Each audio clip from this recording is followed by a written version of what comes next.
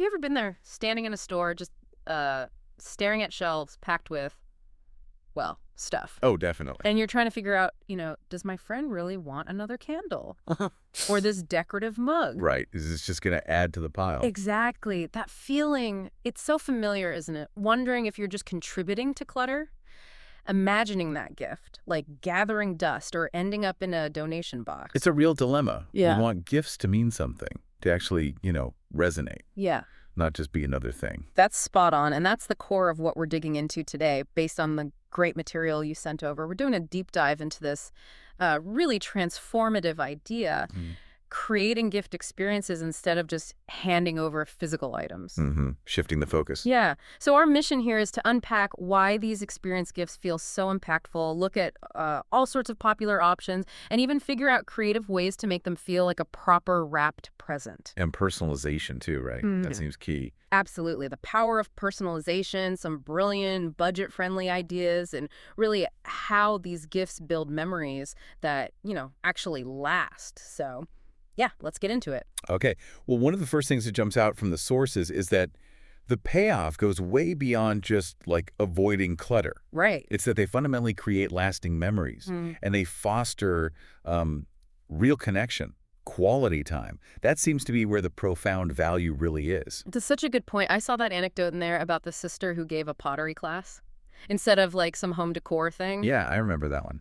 And apparently the recipient ended up with a, quote, slightly wonky bowl, which is funny, but the real gift, it was the memory of them laughing together while their clay stuff kept collapsing. Exactly. That's the story you tell years later, isn't it? Yeah. Not, remember that face. Totally. So beyond just less stuff piling up, how does giving an experience change things, like psychologically, for the person receiving it and maybe even how they see the giver? Well, building on that, the research you flagged, it's not just suggesting experiences might be better. It actually shows they light up different parts of the brain, They lead to a deeper, more lasting sense of fulfillment. Okay, interesting. It's this unique thing they call the arc of joy. You get the excitement beforehand, the anticipation. Right, looking forward to it. Yeah. Then the immersion during the activity, and afterwards that sort of warm glow when you think back on it. Material things just don't really do that in the same way. Huh. So it becomes part of you, almost, not just something you own. That's a good way to put it.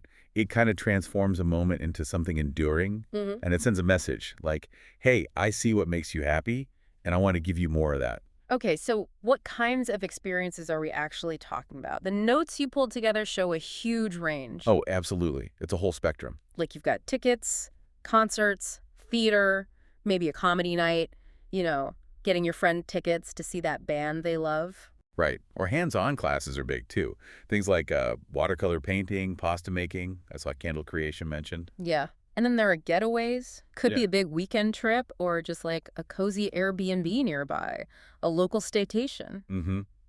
And for different personalities, too, you've got adrenaline stuff like skydiving or zip lining for the thrill seekers. Or the total opposite, Wow. like a massage package or a meditation retreat for someone who needs to unwind. Definitely. And food and drink are always popular, aren't they? Oh, yeah. Cooking classes, food tours, even just planning an at-home wine and cheese night, but with really special curated selections. The crucial thing, though, that comes through in the sources is really getting what the person is into. Right, not just guessing. Yeah.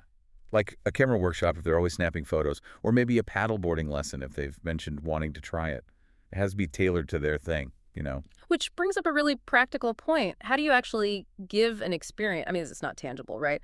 How do you make it feel like a gift they can, open? That's the challenge, yeah.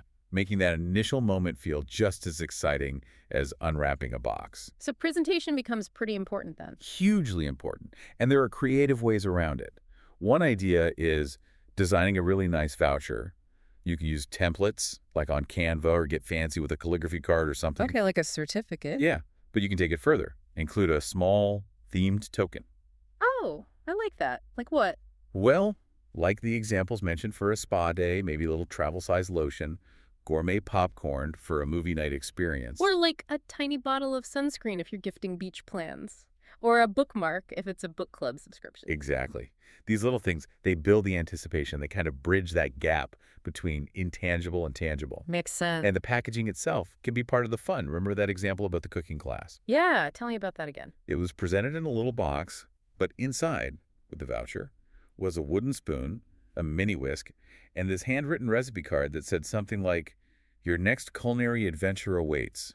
Ah, that's brilliant. See, that makes the opening part special too. Totally. It builds excitement for the actual experience. And you could get really creative with the container itself, couldn't you? Like ribbon-tied envelopes or little keepsake boxes, mason jars filled with confetti. Vintage tins, yeah. Yeah. Even upcycled wine bottles, apparently. Wow. Okay, so putting that extra effort into the presentation really signals like, hey, I thought about this. This isn't just an email printout. Precisely. It shows genuine thought. So if you really want to nail this, the notes suggest going deep on personalization.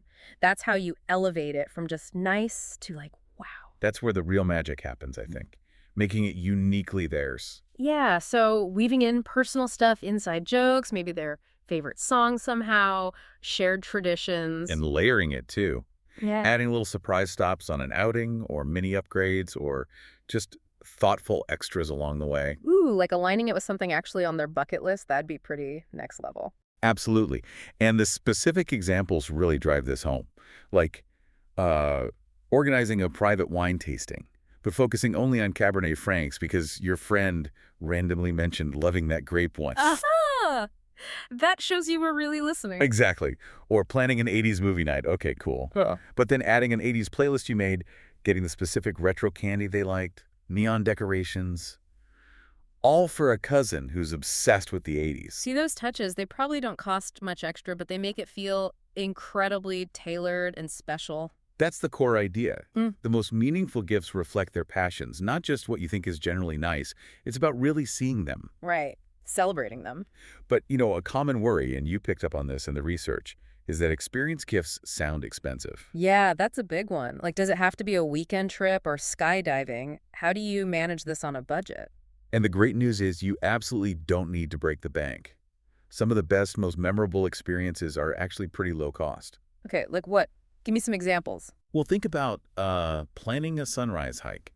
Just you, them, a thermos of good coffee, maybe some hot cocoa. Simple, but special. Nice. Or a themed dinner night at home. Totally. Like a Parisian bistro night or a Mexican fiesta vibe with candles and music. Or even just a DIY paint and sip night. Grab some cheap canvases, some paint, put on a playlist of songs you both love. I love that. There was that anecdote too, right? About the tacos. Oh, yeah, the surprise taco night for the roommate who was missing her hometown's famous tacos. Apparently it cost less than $20, but meant the world because it was so specific and thoughtful. That's fantastic. And nature stuff is often free or cheap too. Definitely. Stargazing picnics, beach days with homemade sandwiches, maybe a little backyard wine tasting with a few affordable bottles. I mean, you can elevate those simple things, can't you? Like bring a proper nice blanket, not just an old towel. Pack some really good snacks. Battery-operated candles for atmosphere, a decent Bluetooth speaker, maybe even little handwritten notes tucked in somewhere. Those small upgrades make it feel like a real treat. Good point. What about skills? Can you gift a skill? Absolutely. Skill sharing is a brilliant budget option. If you're good at photography, offer a portrait session. If you bake amazing bread or know how to knit, gift a private lesson. Oh, I saw that note about the bread making lesson. Yeah. The friend apparently still raves about it 2 years later and now bakes sourdough all the time. Talk about a gift that keeps on giving. That's amazing. So, speaking of gifts that keep on giving, some experiences aren't just a one-off, right? They can offer ongoing joy. Exactly. Think about things like curated subscription boxes that deliver an experience month after month. It could be craft kits, coffee samplers, or, as one source really highlighted, wine gift clubs. Okay, wine clubs as an experience gift. Tell me more about that angle. Well, the idea is they deliver, curated wines each month right to the person's door. And these can be chosen based on their taste profile or maybe a specific region or even just a discovery theme. So it's not just random bottles. Right. And each delivery becomes its own little event. There's that anticipation again, then the discovery of trying something new. It can become a really nice monthly ritual. And it's not just the wine itself, is it? No, that's the key. Most good clubs include tasting notes, pairing suggestions. It turns into a kind of mini wine education with each box. So you're getting the physical item, the wine, but also the experience of learning and tasting. That's clever. How could you make that feel extra special when you first give it? Well, the sources suggest maybe doing an in-person kickoff, like, You give them the news about the subscription, but maybe present it with a little wine lover's gift basket. Oh, nice. What would be in that? Things like proper wine glasses, maybe a quality corkscrew, nice little cheese board. Basically everything they need to really enjoy that first delivery when it arrives. That sets them up nicely. Good idea. What if they're kind of new to wine? That's a good point. In that case, you'd want to look for clubs that specifically focus on education and approachability rather than, super obscure or expensive bottles right off the bat. Make it fun, not intimidating. Makes sense. Perfect. So wrapping this all up, what this research really points to is that when you master giving experiences, you're giving something that doesn't just like fade or break or get shoved in a drawer. Exactly. You're helping create memories. And those can genuinely last a lifetime. That's really powerful when you think about it. That example from the notes about the 80th birthday gift instead of, I don't know, another sweater. The hot air balloon ride. Yeah. Right. And years later, the grandmother still talks about it, about the sunrise, how free she felt up there. That's the kind of impact we're talking about. That perfectly captures the enduring power of it. And what's great is how flexible this approach is. It adapts, doesn't it, to different relationships, different budgets. Totally. It could be a casual coffee tasting for a newer friend or that big weekend getaway for a major anniversary. You can scale it, but the focus stays on creating that meaningful moment. Yeah. The ultimate message, really, seems to be that the best experience gifts, they reflect both people, the giver and the receiver. It's like saying, I see you, I get what brings you joy, and I want to be part of making more of that happen. Beautifully put. That's that connection. So maybe the thought to leave everyone with is this. What experience could you create for someone important in your life?